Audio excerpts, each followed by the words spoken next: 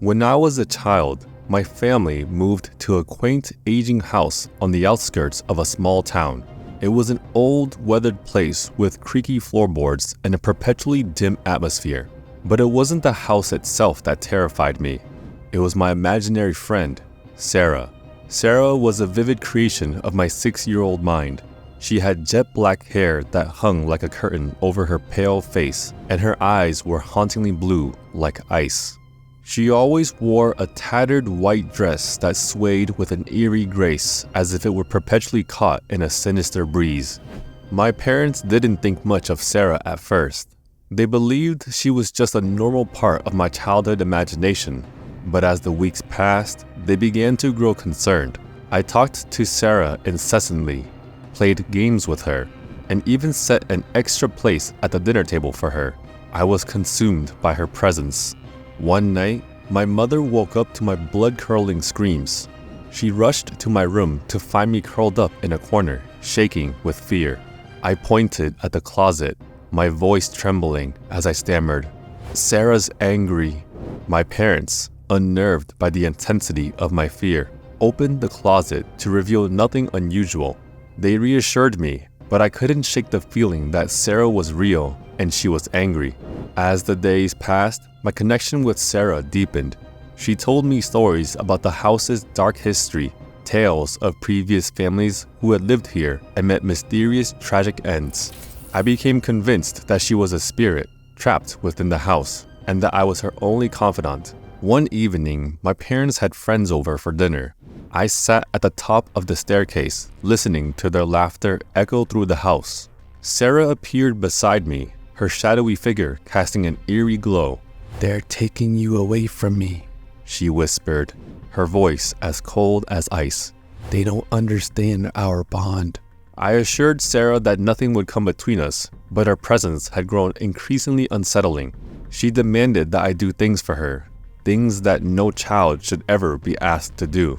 She wanted me to steal, to lie, and to cause harm to others. I felt trapped, torn between my loyalty to Sarah and my growing unease. One night, as the moonlight seeped through my window, I heard Sarah's chilling voice again. She told me that the only way to keep her with me forever was to make a terrible sacrifice. I was to end the life of my closest friend. Terrified and torn, I knew I had to confide in someone. I whispered my darkest secret to my parents. Their faces turned ashen as they listened, their eyes wide with horror. They realized that Sarah was no mere imaginary friend. She was a malevolent force, a manifestation of something dark within our new home. My parents contacted a priest who came to bless the house. As he chanted incantations, Sarah's presence faded and the air grew lighter. It was over. Years have passed since that night, and I've long since grown out of my childhood home.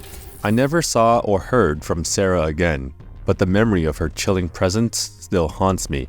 I sometimes wonder if she was just a figment of my imagination, a product of an old creepy house. Or perhaps she was something far more sinister, lurking in the shadows, waiting for another unsuspecting child to cross her path. I had an imaginary friend named Mr. Whispers. He wasn't like other imaginary friends. He was something more sinister, something that sent shivers down my spine every time I thought about him. Mr. Whispers appeared one rainy evening as I sat alone in my dimly lit bedroom. I was only 6 years old, and I had never seen him before. He was a tall, shadowy figure with piercing red eyes, and he had a voice like 1,000 whispers echoing in a dark, empty room. At first, Mr. Whispers seemed harmless. He talked to me when I couldn't fall asleep, comforting me with eerie stories of long-forgotten lands and ghostly adventures.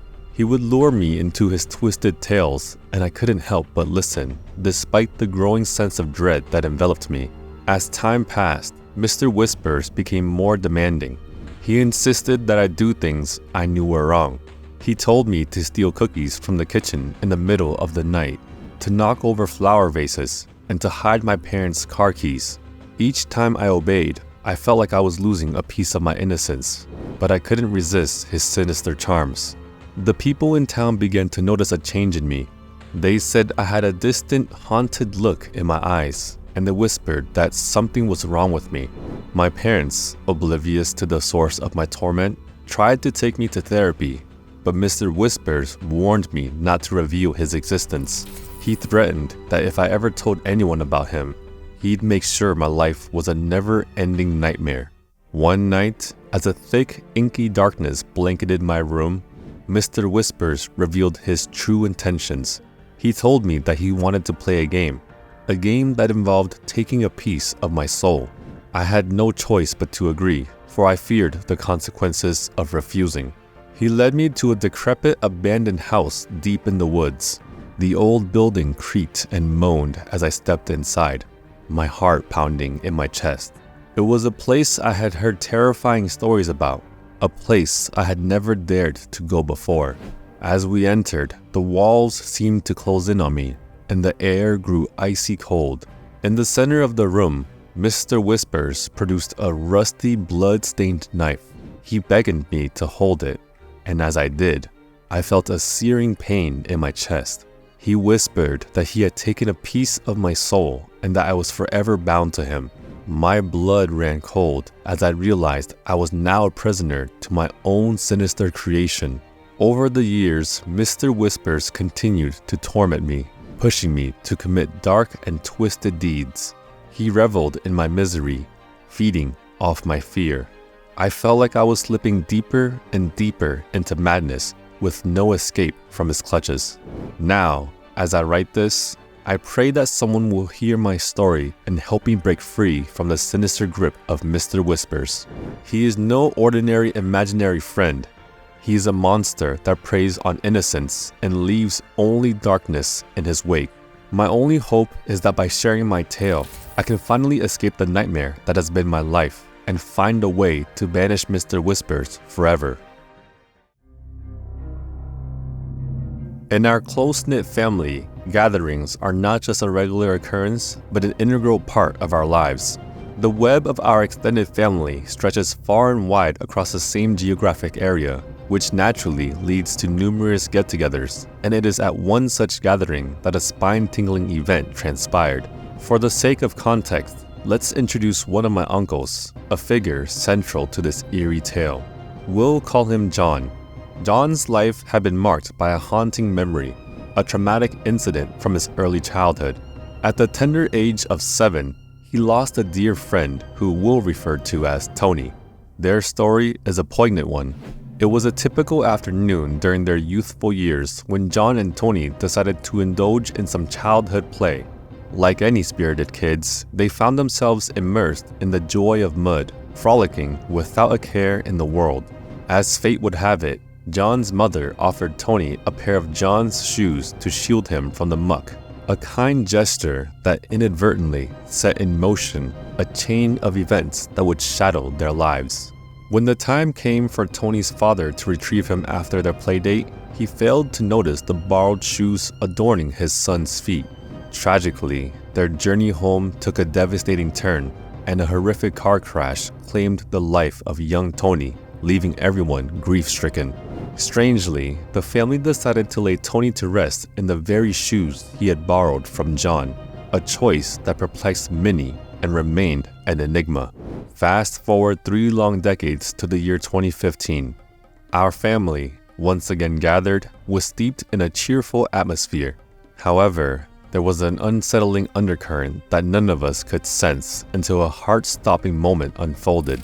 The protagonist of this eerie tale now becomes my 6-year-old cousin, Anna, blissfully engaged in solitary play with her toys in a quiet corner of the house. It was at this juncture that Uncle John approached her, his curiosity piqued by her engrossing play. With an innocent smile, he inquired about her imaginary playmate. Anna, deeply immersed in her game, responded with an air of nonchalance. She revealed that her playmate's name was Tony, and she added an unsettling detail. "He is sorry he forgot to give your shoes back." Uncle John's reaction was nothing short of shocking. His jaw nearly dropped as he grappled with the unearthly coincidence before him. The unnerving aspect of this incident lay in the fact that John had not spoken about Tony for years, let alone shared the chilling story of the borrowed shoes with a 6-year-old. Furthermore, nobody within the family had brought up Tony on that particular day or during any recent family gatherings. It was as if young Anna had unwittingly opened a door to a long-buried memory, sending shivers down our collective spine. This peculiar encounter left us all in a state of disbelief. Was it a mere coincidence or something more profound, an eerie connection transcending time and reality? The inexplicable nature of the incident continued to haunt us, leaving an indelible mark on our family's history. Thanks for joining us today. Don't forget to subscribe and like this video so we can bring you more crazy true horror stories.